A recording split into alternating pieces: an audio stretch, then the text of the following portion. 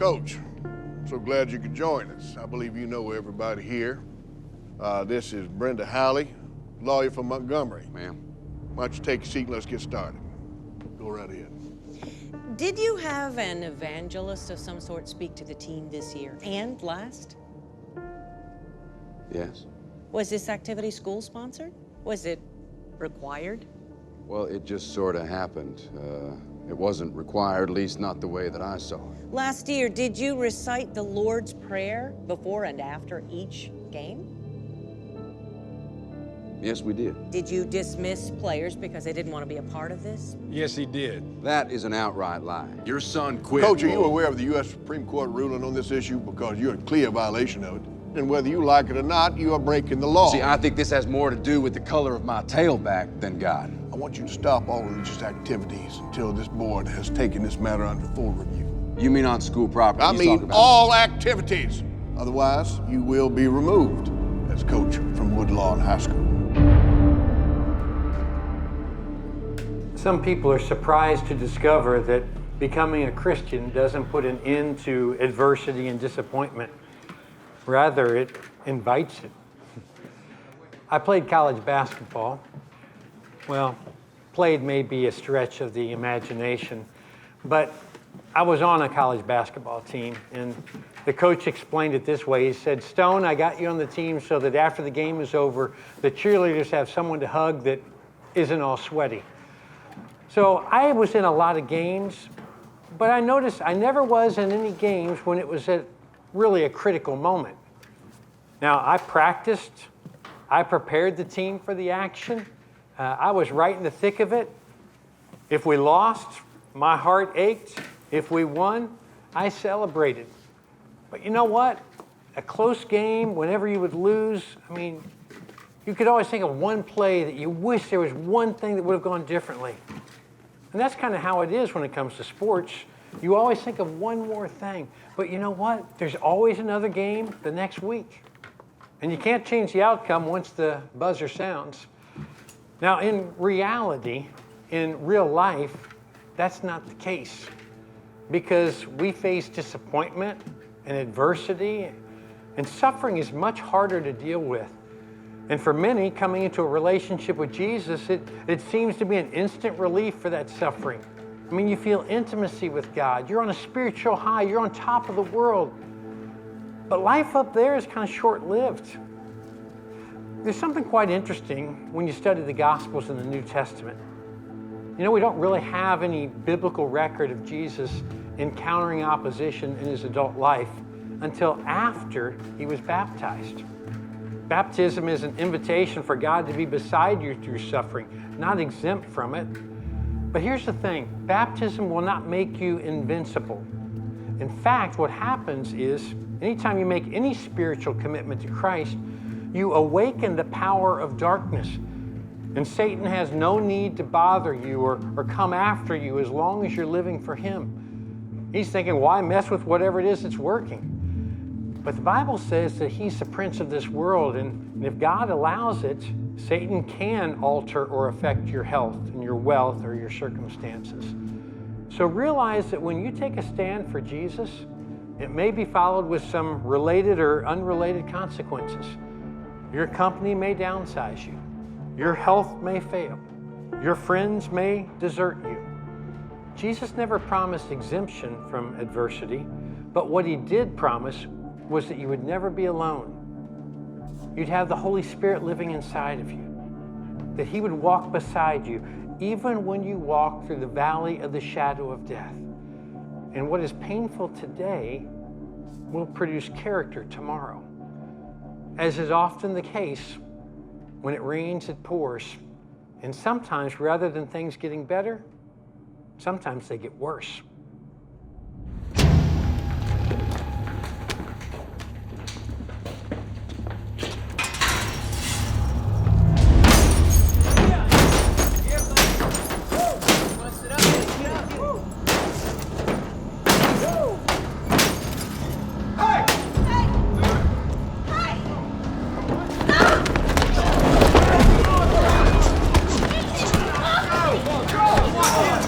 Get off of me!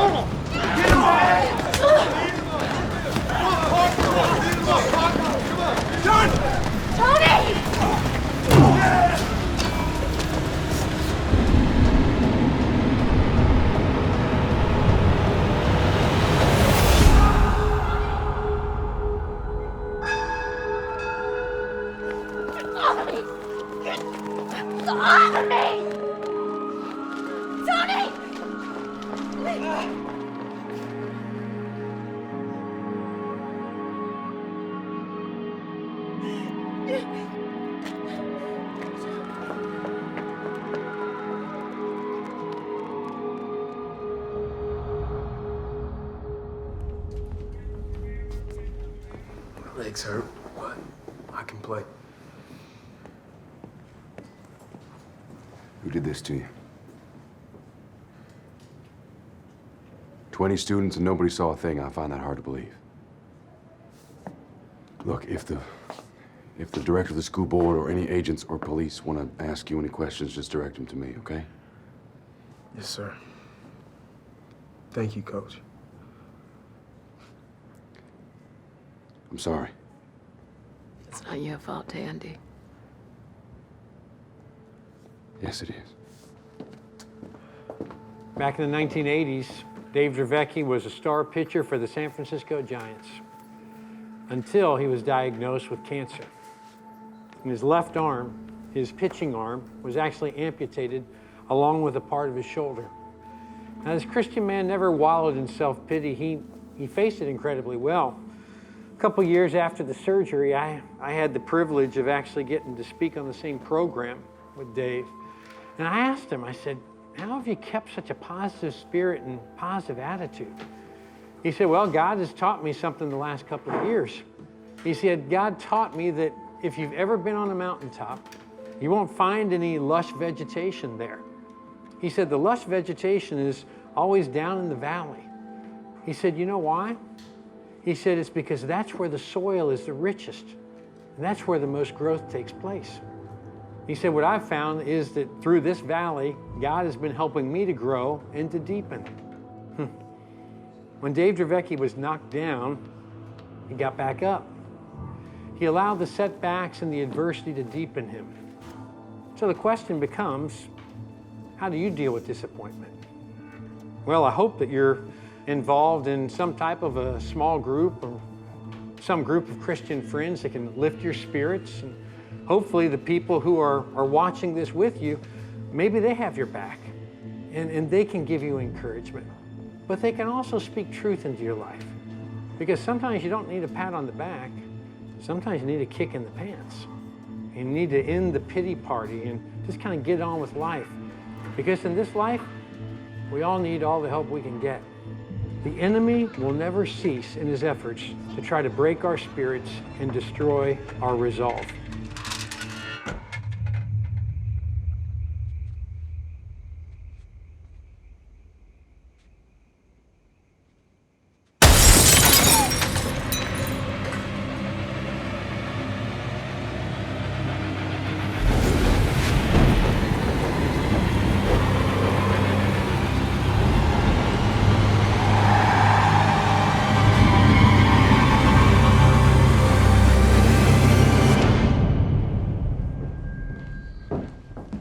Call the police?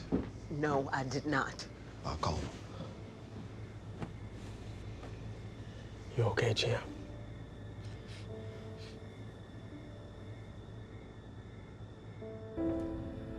I'm glad the Bible gives us an example of a godly person who suffered and went through discouraging times in a season of doubt.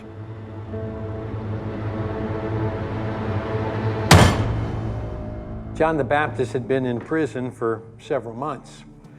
It must have been difficult for this outdoorsman who was accustomed to wilderness life to now be confined in a prison. And the Jewish leaders did nothing to intercede on his behalf. And it seemed that even Jesus was doing nothing for him. And John is probably sitting in a cell thinking of the messianic prophecy that says, he will set the captives free.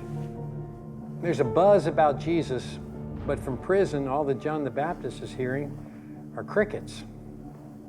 Questions arise and doubts are fed and they begin to flourish. And maybe you doubt because of adversity that you've experienced.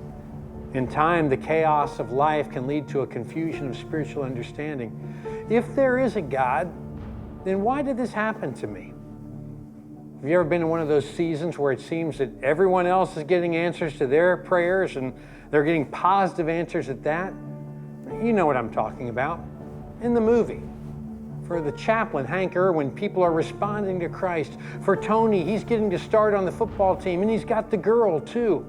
For Coach Tandy Gerald's, it's pulling off the upset and getting some well-deserved press. I mean, we love it when the news is all good and we're on top of the world, but we know it never lasts. And that would be heaven and not earth. You see, sometimes when we pray to God, rather than hearing answers, we hear the sound of silence. And that's just how it works. And the result is that we feel disappointment and discouragement and disbelief. In essence, we feel dissed by God.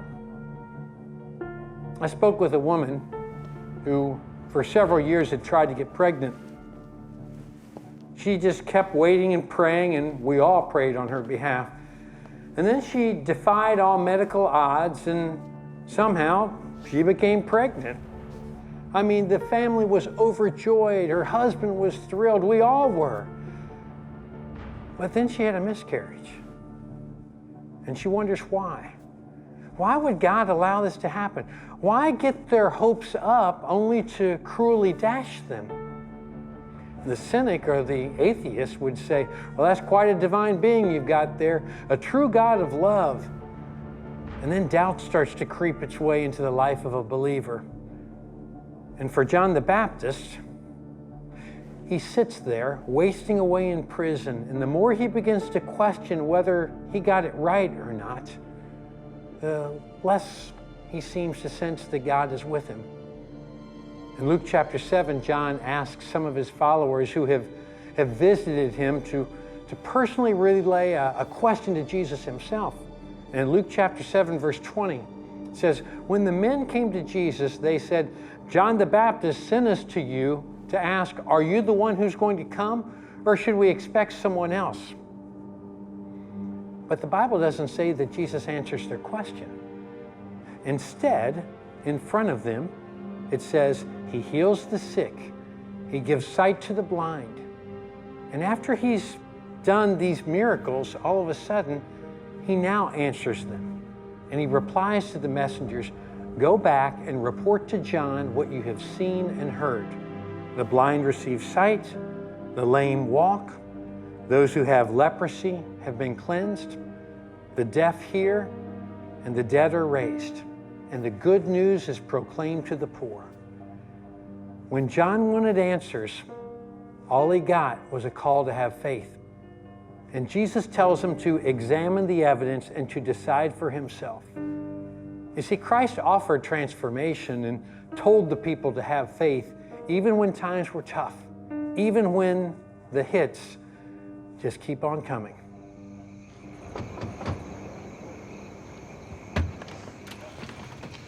How'd you find out where I live? I asked. Look, some people came to talk to me from the school. Told me about some gangs, some robberies. About you. Well, is it true? I'm sorry, Tony. Not everybody can be as squeaky clean as you. That's not you, Johnny. I know you. You don't know anything about me. What's going on? Nothing, Daddy. I was just telling him to leave. Well, I guess you better be going, boy. Go on, get out of here. So why would God have people endure disappointment and pain? It's a fair question. There's no question who the most successful producer in Hollywood has been for the past decade. His name is Mark Burnett. He was one of the pioneers of reality TV with his shows Survivor and then The Apprentice. His programs Shark Tank and The Voice, year after year, they just pull in incredible ratings. But Mark and his wife, Roma Downey, of Touched by an Angel fame, are Christ followers. They produced the Bible miniseries, the Son of God movie, AD, the series that kind of walks through the book of Acts. And having the title of being the noisiest Christians in Hollywood always invites scrutiny and skepticism from the media. Recently, in an exclusive Dateline interview, they were asked this question. If there's so much suffering in the world, how can that be if there is a loving God? And Mark didn't hesitate. He just immediately responded and said, well, in the New Testament, in Romans chapter 5, verse 3, it says, we glory in our sufferings because we know that suffering produces perseverance, and perseverance produces character, and character produces hope. He said, you see, it's not about having an answer to every question. It's about having faith when there is no easy answer. One of my favorite professors in college, Professor Smith, he taught a class called Gospels. It's the life of Christ, basically, is what it was, and it just walked through the gospel accounts with us. And he was well-loved, and he was respected, and kind of a favorite among all the students. But Professor Smith was a huge basketball fan. And a few years after I graduated and went on to ministry, I went back to visit some of the guys from the basketball team. And that was the year that they had made it all the way to the national championship for Christian colleges. But in the final game, in the championship game, they lost on a last-second shot. One of the players told me how Professor Smith had driven 10 hours to watch that game. And he said after the game, Mr. Smith came into the locker room to see the team. I'm telling you, my curiosity got the best of me, and I said, well, what did he say? What did he say to you guys? And my friend said nothing. He said he just sat there, and he cried with us. No wonder he was so well loved of a professor. He practiced what he preached. We appreciate a leader who can sympathize with our sufferings and can relate to our disappointments. That's part of what we love about Jesus. Because whatever we face, we know that he faced much worse. He endured the cross for us. And what an encouragement and reminder for us when we find ourselves in the season of disappointment. Things aren't over, this isn't the end, and with the Lord's help, you'll make it through. You're not alone. He promises to walk beside you even when it's painful. And even if it is at the end of our earthly life, you can still have hope for the next one. I like what Psalm 23 says. Even if I walk through the valley of the shadow of death, I will fear no evil, for you are with me. Welcome, everybody, to Woodlawn High School, one of the most heated rivalries in the state of Alabama, dating back over 4 decades. It's no secret that the animosity exists between Banks and Woodlawn.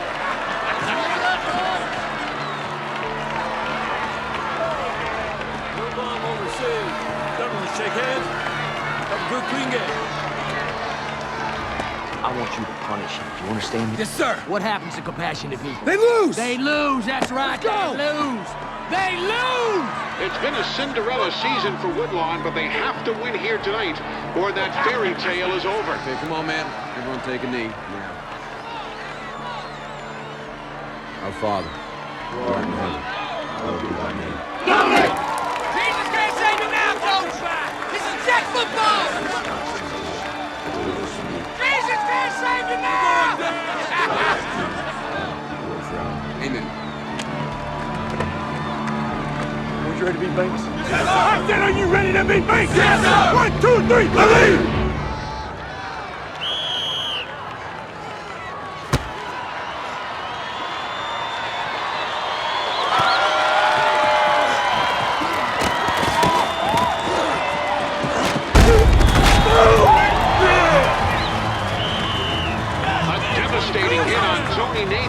Getting up slowly at the 30-yard line.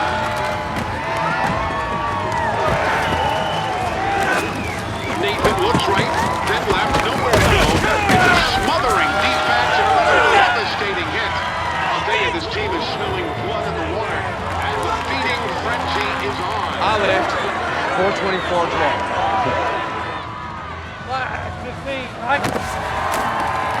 Nathan on tackle, big hole to the left. He finds some running room. Get up! The marker. You got it! And he is short. He is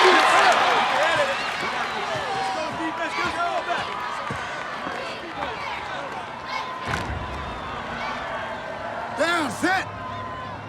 Done!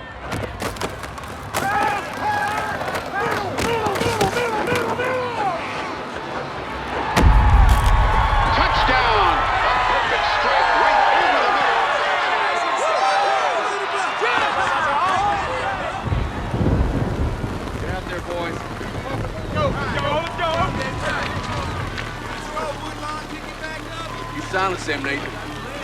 Nathan! You silence them. You get out there and you shut them up. Come on. Get it done. Come on.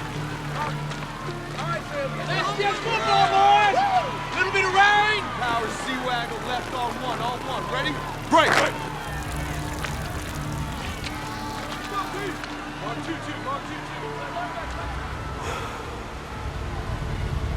2. Get ready!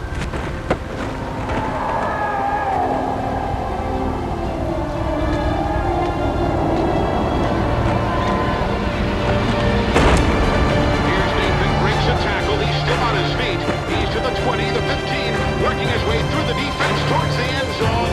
He's willing his way forward and he scores. Touchdown, Woodlawn.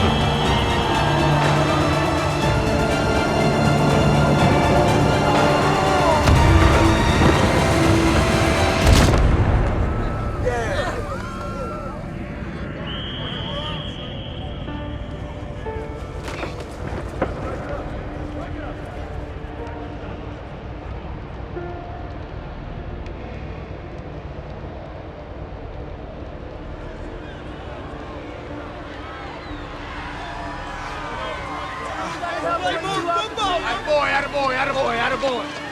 Hey, that flag don't hurt me! That flag don't hurt me!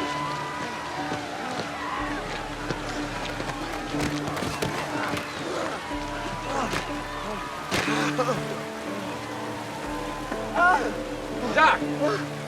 Coach, I think we'll be taking a big risk to let him play. Nathan, we win with you. We cannot win without you, you understand? Tony, adversity is the crucible of greatness. There we go! Yes, sir! Yes, sir. Can you do this? Yes, sir. Okay, let's do it. Come on.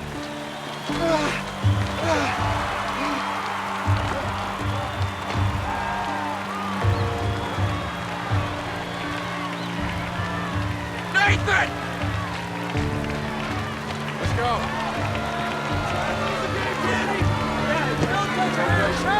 Hey, coach, you should prayed harder! Them angels is crying! Them angels is crying! Even in the worst of disappointments, the most challenging situations, we are called to be like Christ.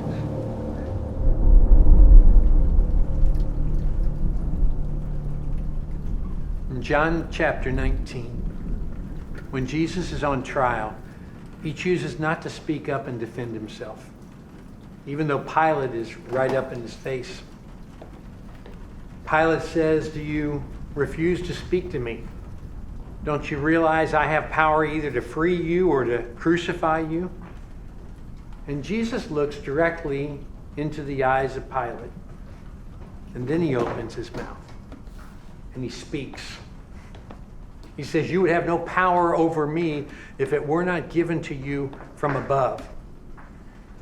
And what in essence Jesus was saying was this: make no mistake, Pilate, you are not taking my life. I am giving my life. And there's a huge difference. Jesus has been beaten. He's been flogged within an inch of his life. But he communicates to the governor that there is a higher authority than the one who stands a foot from his face. You see, it's possible to be bold and courageous and passionate and still not sin.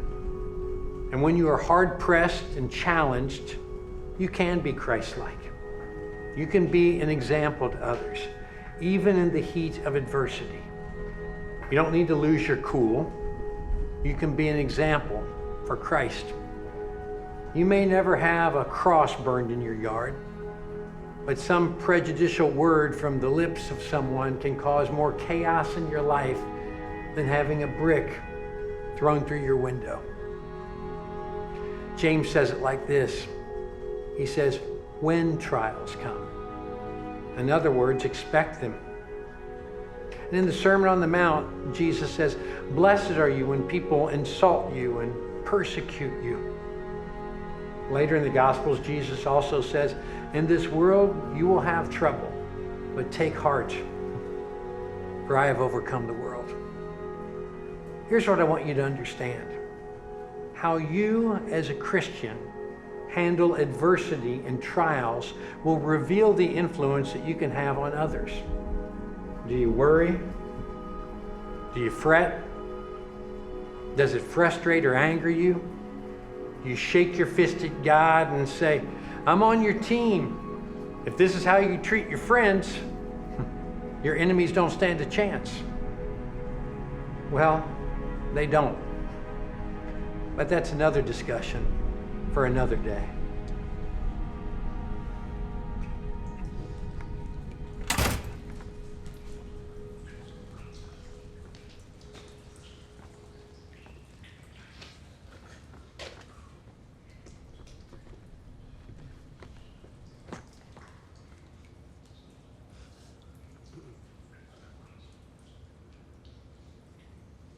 I just want to say that I am proud of all of you. I'm proud of each and every one of you.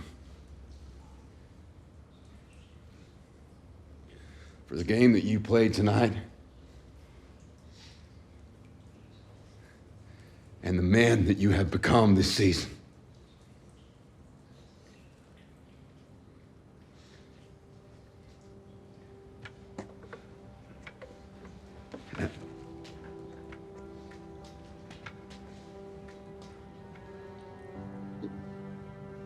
Hey, look, just, you say something.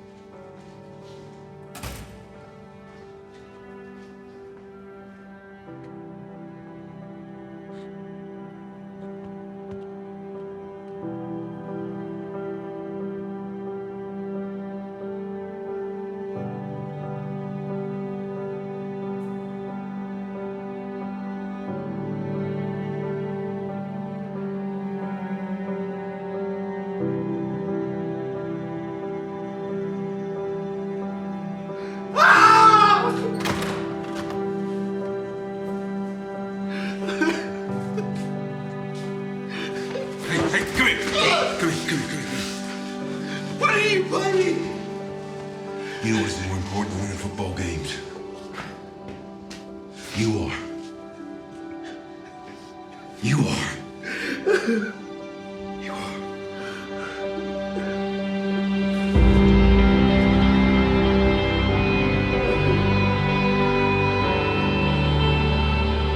More so than how you handle the victories of life, how you handle disappointment and suffering will reveal who you are and whose you are.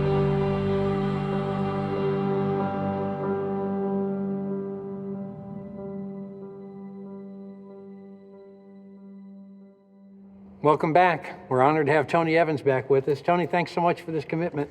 Well, it's a great commitment for a great movie and a great Bible study and a great friend. Well, thank you. Thank you so much for being with us. And this particular episode really cuts to the heart of where all of us are, because we love it when we're on the mountaintop. We love it when things are going great. But just as in the movie, as in real life, we go through those times where there's a challenge season. It's a valley experience. We face discouragement and disappointment. What would you say to Christians who begin to question their faith when they go through those times of disappointment? Well, the first thing is people have to understand the purpose in their pain. There is a destiny in disappointment. There's a whole story about it in the Bible, and that's the story of Joseph. Joseph was one disappointment after another. Just when it looked like it was going right, it went wrong. And when it looked like it might go right again, it went wronger, okay? and it was one disappointment after another with some highlight things along the way, but mostly disappointment for years. This is years. But when it was all said and done, Joseph said, God used all of this, even the abuse I went through, to bring me to this place. So when you see and believe that God is using messes to create miracles, then you can make it through the mess because you're anticipating the miracle. It is every believer's task to go through a period of trial, suffering, difficulty for the purposes of development. In fact, God moves the whole nations that way. He delivered Israel from the bondage of Egypt to the blessing of the promised land, but through the inconvenience of the wilderness. So there must be deliverance, but before destiny, there must be development. And development in the wilderness is not a happy place to be, but a necessary place to be, because he uses that development and disappointment to bring us to a greater faith relationship with him. And I think that from the outset, when we see those things and we're experiencing them, it's tough for us to look to the future, to hold on to Romans 8:28 and to feel like, well, in this moment, I can really latch on to that. I want you to think just off the top of your head. I'm putting you on the spot, and I know you can handle it. Okay. In your own life, maybe a valley experience or a disappointment that you faced, where at the time, as you walked through it, that was a journey that you said, well, I don't know how God's going to bring anything good out of this one, and yet somehow he did. Well, you know, my daughter talks about when she got pregnant in college, you know, and wasn't married, and I'm a pastor, and so that was a difficult season to share it with the church and to have the church pray for her, but what they're praying about is not something you prefer. So that was a down time. But along comes my granddaughter, Karis, and she has been the joy of our lives, and God has taken her and made a blossom out of her, and my daughter is doing great, now has her own family. So God took a situation that we did not prefer, and he stirred it in his cosmic pot, and it smelled pretty good when it came out the oven. Yeah. So God knows how to cook something well. You know, I often tell the story about my wife's a great cook, and so she would, and the kids were growing up, fix these big meals on Sunday, but she wasn't gonna do that again on Monday. On Monday, she was the Tupperware queen, because that became leftovers. So she'd take the leftovers from Sunday, put them in the refrigerator, bring them out on Monday, and reconfigure them. I saw her take a casserole dish, she cut up the leftovers, sprinkled it, then she grated some cheese, sprinkled it over leftovers, and then she took some cream of mushroom and sprinkled it over grated cheese, put it in the oven, brought it back out, gave it some French-sounding name. That was the best stuff I ever had in my life. Actually, it was leftovers in the hands of a master. So you bring God your disappointments, you bring him your leftovers, and he'll know how to pull the Holy Ghost over it and still cook you up a life worth living. And he specializes in doing that. Oh, he's good at that. We see it all throughout the scriptures where people feel like they're at the end of their rope, and yet somehow God intervenes and does something incredible. And he does that with the disappointments as well. He does. You know, in basketball, one of the big responsibilities is rebounding. Now, when you rebound, that means that was a missed shot. That something you meant to go in, wanted to go in, needed to go in, did not go in. Well, you don't get on the floor and whine. You get up there and try to get that rebound. And the only reason to go after that rebound is to take another shot. So if you've missed a shot, maybe it was your fault, maybe somebody was blocking you and you couldn't see the rim right. Let's not spend our time on the floor crying and whining. Let's get up and catch that rebound, and God will give you the ability to put it back up there again till you learn to make it. I know there are people who are watching this right now who are right in the midst of that. So what would you say to a person who's in that period of dealing with discouragement and disappointment? I would refer them to the 1996 Olympics when gymnast Carrie Shrugs did her flip off the vault and sprained her ankle. And she was too weak to go on. She thought she was going to give up and quit. But then she looked over in the corner and saw her coach. And her coach kept saying, "You can make it. You can make it. You can make it." Then she went back limping and tried it one more time and won the gold for the U.S. team. When you're too weak and you're limping because you hurt too bad, have some people in your life who you can focus on, who will give you hope when you feel hopeless by pointing you to the Lord, and who will be there to support you until you can get on your own 2 feet again. That's why the church is so important, so that when you hurt, you don't hurt alone. There's somebody who will put their arms around you, keep you looking at Jesus until you can walk on your own 2 feet again. Wise words. We'll see you next week.